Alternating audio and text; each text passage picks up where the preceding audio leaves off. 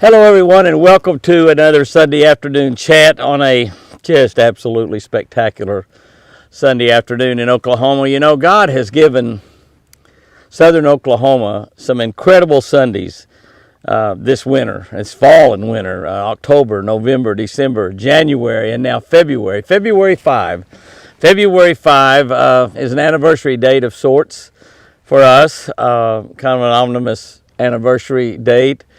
February 5th is 22 months since Chris had that stroke that in a heartbeat changed her life and changed mine as well. Sherry's, pretty much every member of the family changed their life, but definitely changed Chris's life 24 hours a day. And for the most part, it's changed mine 24 hours a day as well. Certainly when we're here at the ranch and I'm taking care of Chris, it definitely affects my day 24 hours a day. But I want to spend a little bit of time just kind of catching you up a little bit with Chris's situation. But before I do, I want to tell you where I'm going to be this coming weekend. We are working this weekend. We pretty much work every single solitary weekend the first 3 or 4 months out of the year. Do a lot of personal appearances all around the country, boat shows, expos, boat dealerships, 15 or 20 or 25 churches a year, all kinds of places. We are in a lot of places for Shell. We're O'Reilly festivities, and some of those appearances we get to take people fishing. That usually happens during the week and not on a weekend, but those are the really fun appearances. But they're all fun. They're all fun, and that's the reason I tell you about them, because I want you to let you know anytime we'll be around that area. If you come by and say hi, come by and get a picture taken. If you got one of our books, want to get it signed. Some of the places we do have books for sale, some we do not. Just kind of depends on whether we've flown in there or driven. If I've driven, I've usually throw a couple, 2 or 3 cases of books in a car. But I want to talk about Chris and her situation. But we will be busy this coming weekend. We'll be in Columbus, Ohio, at the Columbus Fishing Expo Friday. I'll be there Friday only. That expo is Friday, Saturday, and Sunday, February 10, 11, and 12. They've got a lot of great seminars in there. They've got a lot of great fishermen in there. It's a great event. Now, they hold this Columbus, this fishing expo, they hold it in 4 or 5 different cities. Columbus is one of them, but February 10, 11, and 12. That's a Friday, Saturday, and Sunday.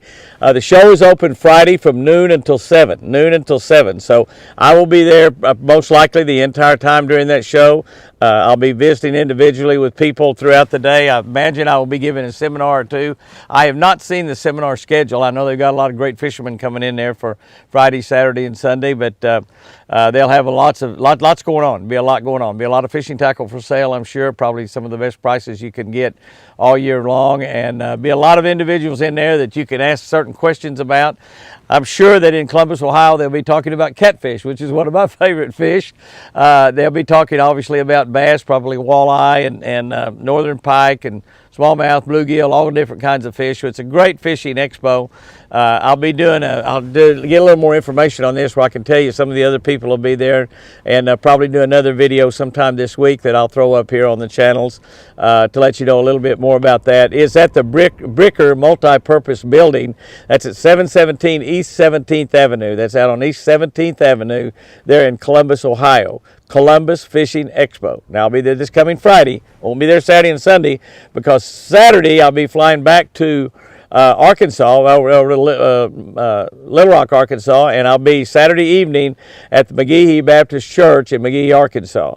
I'm not exactly sure. I've always called that McGehee, Arkansas. Now, I'm not sure if it's McGehee or McGee. Now, there is an E in there, McGehee, I think is the way you spell that town. That's south of Little Rock. It's a great area. What a great area. Over the 46 years that we've been doing fishing shows on television, I've done a lot of fishing shows down there. I mean, I've done a lot of fishing shows in that area down there. I've got great friends that live down there. I had great tournament fishermen from down there in Dumas, right there in that area, George Bowman, and he fished a lot of fishing tournaments. He actually drew Chris as a partner in one of the old Project Sports tournaments back, I guess that was before BASS, and he asked the tournament director if he could pair him with somebody else, with a man and not with a woman, he said his wife would get jealous. And it was so funny because, Chris is a married woman. He didn't have anything to worry about there. But a very beautiful woman. I could understand a woman getting married with her husband, spending the day in a boat with Chris, because Chris is, really a looker. There wasn't any doubt about that. I think Chris is still beautiful. I'll talk about that here in a little bit. Probably I think about, what a beautiful wife that I've been blessed with all my life, and she's not a back then she was probably like in her 20s, so she was really a knockout. Looked like she'd stepped out of Playboy magazine or something. So I can understand that. George became one of our great friends, and a great fisherman down there. Well, we got quite a few friends in that area down there. A great duck hunting area, great goose hunting area, and also. Great fishing. They've got rice paddy reservoirs down there. Some of the best fishing in the entire state, and the entire country, as a matter of fact, is in some of those rice paddy reservoirs. And most of those big plantation owners down there that own those farm for that rice, most of them will let you fish those rice paddies if you ask them, and if you're careful with their property and don't trash it up or anything like that. They're really good people down in that area. But we'll be there Saturday evening. I don't know exactly what time that starts. Again, I tried to get a little information. I looked it up on their website, and they didn't have anything about me being there. But we'll try to get a little bit more information about that appearance. But it is Saturday evening, February 11th, First Baptist, McGehee, Arkansas. And it'll be a great evening. I'm looking forward to being down there. Like I said, it's just great people in that area. So if you are anywhere around Columbus, Ohio, or McGehee, Arkansas, which is south of Little Rock, if you're anywhere around that area, Friday I'll be in Columbus, Saturday in McGehee, anywhere around that area, come by and say hi, come by and visit us. We're going to have a great service there at the church. I'm sure they'll probably have food. Not positive, but I believe they'll probably have food there, and we'll just have a great evening. So that's where I'm going to be this weekend. I'll be someplace else the following weekend. I'll talk about that a little bit later, but we won't confuse anybody. But Columbus, Ohio, if you're anywhere within 100, 200 miles of Columbus, come and spend the weekend up there if you're very far away, because that'll be a great weekend to spend at that fishing show. There'll be a lot going on out there. You learn a lot about fishing, have a lot of fun, see all the latest fishing tackle, I'm sure, boats and motors and everything else. So Friday in Columbus, Ohio, Saturday in McGehee, Arkansas. And y'all be sure and come by and visit with me there if you're anywhere around in that area. Like I said, today is the 22 months since Chris had that stroke. And the doctors, y'all have heard me say this. Many of y'all, we are adding people to these channels all the time. And our 3 YouTube channels now has got over 150,000 people on them, 124,000 on the Twin Eagle Ranch channel, which was our original channel, a fishing channel, and everything was on there. We broke the fishing off into its own separate channel, Jimmy Houston Outdoors Fishing. So if you're involved in fishing at all, go over there and subscribe to the Jimmy Houston Outdoors Fishing channel. And also our channel, Catch a Better Life, which is a daily devotional channel where we post a devotion every single day at 5 o'clock in the morning. A word from God, a devotional built around fishing, and a fishing tip for every day. And that channel is really growing. There's I got over 23,000, almost 24,000 people on that. And so that channel has really taken off and grown in like a little bit less than 2 years, which is really pretty fast growth, particularly for a devotional channel. YouTube is not one that really promotes devotional channels very much, and so it just sort of has to be organically grown by y'all sharing it with your friends and letting your people know that it's something they need to be involved with. And but one thing I wanted to mention, we talk a lot about YouTube, and because YouTube is the channel that I spend most of my time and read comments and answer questions and comment myself. I make hundreds of comments myself, thousands of comments in a week's time back to y'all about various things. And but over on Facebook, we have had some daily devotionals where we print the daily devotional on Jimmy Houston Outdoors Facebook. That's Jimmy Houston Outdoors, all capital letters on Facebook. And we have over 600,000 people on that page. And we had one the other day, a daily devotional that we have on video, where we read that daily devotional from our Catch a Better Life book. 56,000 people viewed that video. 56,000 heard that devotional that day. Just a remarkable amount. Usually it's about 7 or 8 or 10,000 over there. 56,000. And I think there was another 30 some odd thousand that had read the devotional, had read the devotional on there. So it touched, really getting pretty close to 100,000 people. So that's almost like filling up Oklahoma University's football stadium and letting them listen to a devotional, a daily devotional, and a word from God.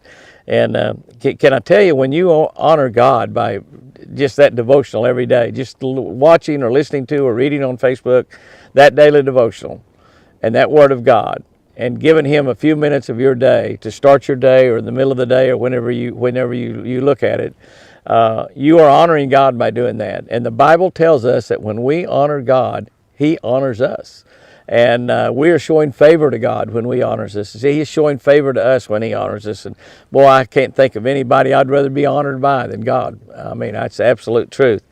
But anyway, 56,000. It just blew me away on there, and I just tickled to death to see that, because that hopefully some of those 56,000 that helped, because God is in the helping business.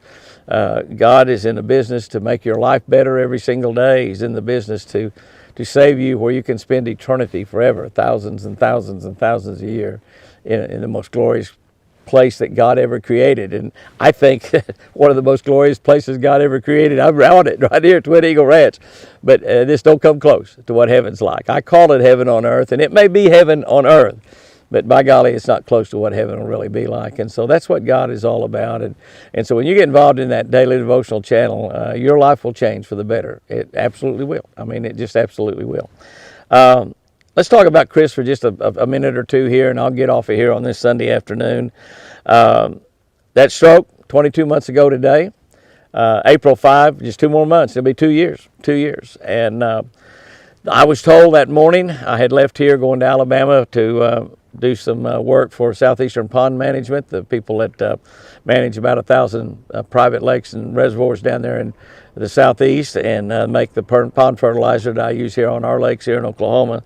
Great people, great people. I was going to do some work for them down there, some video work on a promotion they had going. And I was going to spend a couple of days turkey hunting with my good friend Red Berry, and I got that call from Sherry. I'd driven 646 miles, and she said, "Dad, pull over to the side of the road."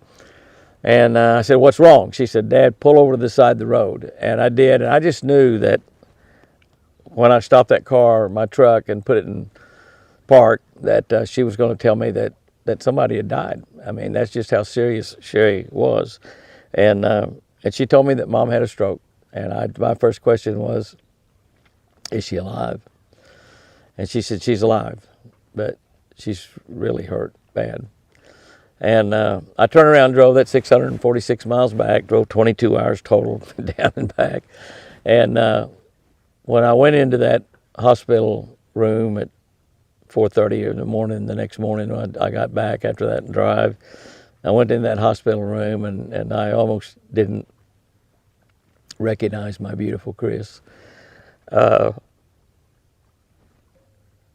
she was alive. She was alive. And but we didn't know how much damage, but she was just clinging, holding on to life. She was just fighting to stay alive, to take another breath, Machines all hooked up to her and everything, and things moving and everything. And I learned a lot about those machines over the next 7 or 8 weeks in that hospital, 2 or 3 different hospitals, as a matter of fact. When we finally met the neurosurgeon that morning, he was honest and blunt to the point of being evil, I thought. He told me that Chris would most likely never leave that hospital alive, and if by some chance she did, she would be an invalid forever. She would never be able to come back to the ranch here. She would live in a nursing home and have to have 24-hour care by professionals. And I knew that he wasn't right about her leaving that hospital alive. And I kind of doubled up my fist, and Sherry kind of grabbed my arm and said, "Now, Dad," because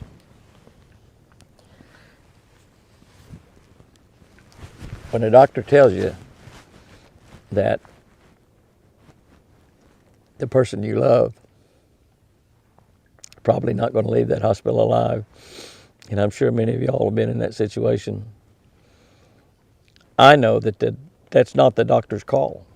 I don't care if he is a neurosurgeon, which is obviously about as high up as you can get, a cardiologist and a neurosurgeon in the doctor world. You got to be really smart to have that kind of occupation. But I knew that he wasn't right because I'd been talking to God for 646 miles. And I had asked God to save her life, to keep her alive. And I told God that I would take her back, however I got her back, but keep her alive. And I was certain that God would do that. I was positive that God would do that. Faith is not believing what God can do. Faith is knowing that God will do it. Believing that what God can do doesn't really take a lot of faith because God's God. I mean, He created everything. He hung the moon and the stars. He created the water and the land. He created you and me. So He can. Faith is believing that He will. And I was just positive that He was going to keep her alive. And God has kept His agreement that He made with me during that 646-mile drive. And has kept her alive, and not only kept her alive, but has been healing her for these last 22 months. I'll be the first to admit, I thought she would be totally well by now. I didn't know when she would be totally well, but if I was to put some times on it, all the times would have been less than 22 months. And she is obviously remarkably better than she was when I walked into that hospital room. She doesn't have anything hooked up to her at all. She breathes totally on her own. She feeds herself. She can't use her right arm, so I have to cut her food up for her. I had to learn how to cook. I didn't know how to cook nothing. I could just barely boil water. And the only reason I could boil water, I'd probably used it some at fishing over the years, making fish bait or something, I don't know. But I don't eat eggs, so I don't know how to fry eggs. I guess I could boil eggs by putting them in that boiling water. And I've done that for the kids for Easter. I've done that, doing Easter eggs. But I didn't know how to cook. I didn't know how to turn on a washer or a dryer. I didn't know how to turn an oven on. I didn't know how to light a charcoal grill. Not only did I have a beautiful wife, I was blessed with one that her mama taught her how to cook really, really good. And what her mama didn't teach her, my mama taught her. And so you get two mamas teaching a teenage girl how to cook. Buddy, she's a good cook. And so I didn't do any of that stuff. I didn't know how to do any of that stuff. I didn't know how to turn a dishwasher on. I would take the dishes out of the dishwasher occasionally and put them in the cupboard, but I didn't know how to do any of that. So I learned how to do all that, and I do not cook gourmet meals. When some of my buddies come here, like my buddy Jeff Shaw or my buddies from down in Louisiana, Ross and Steve Cagle, when my grandkids come here, Kyle or Jeremy, when my son Jamie comes here, Jamie cooks. When they come, they all cook. They jump in and say, "Jimmy, we'll cook for you," and I let them. By golly, I let them. And they're being really nice to me when they do that, but they're actually looking out for themselves too because they don't want to eat my cooking.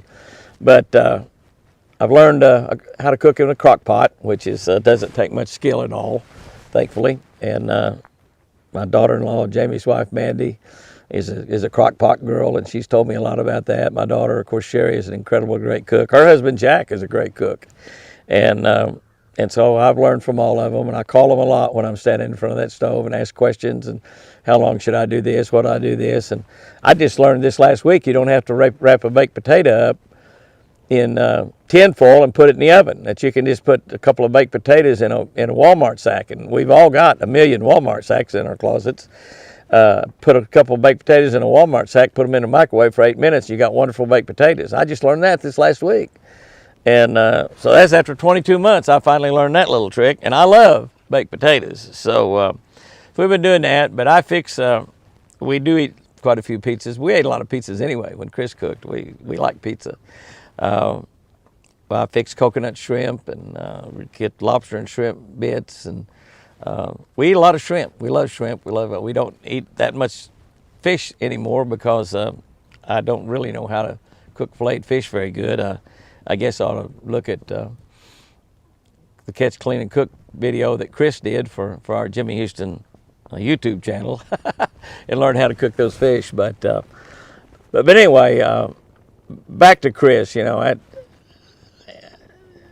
the other thing I want to mention too is how much respect I have for people that they call caregivers. And people are starting to call me a caregiver, and I'm not a caregiver. I'm just taking care of my beautiful Chris. But when you have to be attentive to somebody pretty much 24 hours a day. You have to be responsible for their meals, for taking them to the bathroom, for making sure they get all their medication, get their blood pressure checked several times a day. And then when you go to church, when you go to town, when you travel on an airplane, when you do whatever, all the extra care that's involved in it. Caregivers are remarkable people. I knew that because I had a couple of buddies of mine that took care of their wives during the last a few years of their life. My buddy Ricky Green, his wife Betty, and Ricky and Betty are both gone on to heaven. But when Betty got cancer the second time, breast cancer, she beat it the first time. The second time, it beat her. But he took care of her for the last several months. I don't even know how long it was, but the last several months of her life, and she just continually got worse. And Ricky he manned up. And Red Berry, with his wife Mary Jane, did the same thing. She had dementia, Alzheimer's, and she continually got worse. Both of those men manned up. That's it. It's just a matter of manning up. Manned up and took care of the women they loved until they died. And the taking care of them got more difficult day by day by day. Chris is easy to take care of. She sleeps a lot during the day, takes a couple naps during the day, goes to bed early in the evening. But I have a great respect for people that care for others. People care for their moms, their dads, their husband, their wives, their children. You know, we have been involved over the years with so many children's organizations, Make-A-Wish Foundation, Kids We Care, Brass Ring Society, St. Jude's Hospital, several other kids organizations, and several other kids that have had terminal illnesses or illnesses that required a lot of operations and where they just had a tough young life. And we have seen so many young families, handsome young men and beautiful young women that would have a child get some sort of disease like leukemia, St. Jude's, and that man not man up, that man leave that woman and that child, because one of the things that happens when that happens is that man, for the first time in his relationship with that woman, becomes secondary. And most men cannot handle that. Most men cannot man up. And I've got so much respect for those that do. I've seen guys divorce women when their kids got sick with terminal illness or illnesses that required a lot of hospital care, a lot of operations. Beautiful girls, but they just couldn't handle it. They weren't tough enough. They weren't man enough. They couldn't man up. I talked to some of them about it, and they still would leave the time when that woman needs you the very most. So for those of you that have cared for people, or those of you that will in the future care for people, I'm telling you, I think it's probably one of the most important things you can do here on this earth, to show that you really and truly love somebody, to show that you really care. You know, I think Jesus was a caregiver. The good thing about Jesus, though, he could touch them and make them walk. He could touch their eyes and make them see. He could call their name and call them out of a grave. The rest of us don't have those powers. But we do have the power to walk out of that grave one day. And I know that I'll be doing that. But caregivers are something really, really special. I saw that in two men that were great friends of mine, one that's gone on, one that's still here, Red Berry. Red Berry comes and visits me occasionally. I still visit him down in Alabama every chance I get. great friend, great man. Ricky Green was a great man as well. But caregivers are special in my mind, very, very special in my mind. And I never really understood how important and how difficult that job really, really was. But by golly, it is. As far as Chris's condition, she is just like 10,000% better than she was when I walked into that hospital room. But in some days and in some situations, she's no better now than she was 3 or 4 months after she got out of the hospital. Spent about 8 weeks in a couple of different hospitals, 3 different hospitals, 8 or 9 weeks, something like that. And then spent time going to rehab in Tulsa, and now has rehab come to the house here a couple times a week. She still can't walk. She still can't do anything, can't move her fingers like that on her right hand, can't raise her right hand up. It's just there. Her speech at times is just beautiful. It's sweet, and every word counts. Every word is perfect. Sometimes she'll go through a couple of days where I cannot understand anything that she says. It just seems like it's reversing back. And I don't know if those brain cells are healing, or at times they just connecting better with her mouth so she can make those words come out, or what. But some days are difficult from a speech standpoint. Her voice is becoming really, really sweet again, like an angel. And, you know, I married that girl when we were teenagers. I was 19 years old in college. She was 16 years old in high school. That's a long time back. I mean, a long time back. And throughout all those 58 years now, 58 years plus, we make it to the end of this year, be 59. Throughout all those years, I couldn't have asked for a more perfect wife. She was an outdoors girl. She was a great mother, a great grandmother, absolutely fantastic grandmother. Probably, I don't know, Jamie and Sherry might tell you that she's been a better grandmother to their kids than she was a mother to them, but I've seen it all happen. I know that she was just as great a mother as she was a grandmother. An absolutely perfect wife and a gorgeous woman. To me, a lot of people see Chris right now and they just see a 75-year-old lady I hear comments, you know, she really looks good for her age. She's very attractive for her age. To me, she's still beautiful. I look at pictures when she was 20, 25, 30, 35, 40 years old, and no, she doesn't look like she did then, but she's just as beautiful to me. I look at her when I put her to bed every night, and she's laying there on that pillow on that black hair, and it's fake black now, I know. I kid her and another lady at our church over on Lake Tenkiller, Gay Allison, that they don't have a white hair in their head. I don't see how.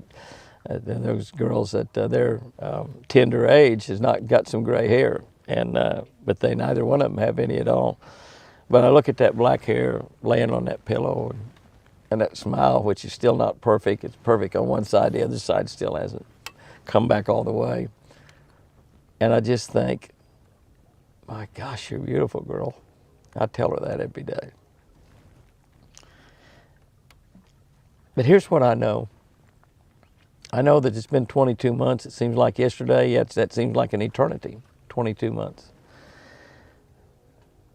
I'm believing God is healing Chris. I don't know his timetable. Like I said, I honestly believed it'd be way before 22 months. I believe she would be walking and talking and fishing at 22 months from the time that happened. I don't know if it's another 22 months that God has in mind or 22 years. But can I tell you, I'm going to be right in there taking care of her every single day, no matter how long it is. And I'm going to be believing every single day that God is healing Chris. She will walk. She'll talk perfectly. She's going to be able to use that right arm. She'll be able to use that right arm. And she'll be out here fishing with me again. That's God's plan. That's God's promise. And God will heal her. guys and girls, go out there and have you a great one this week. And remember, I surely love you.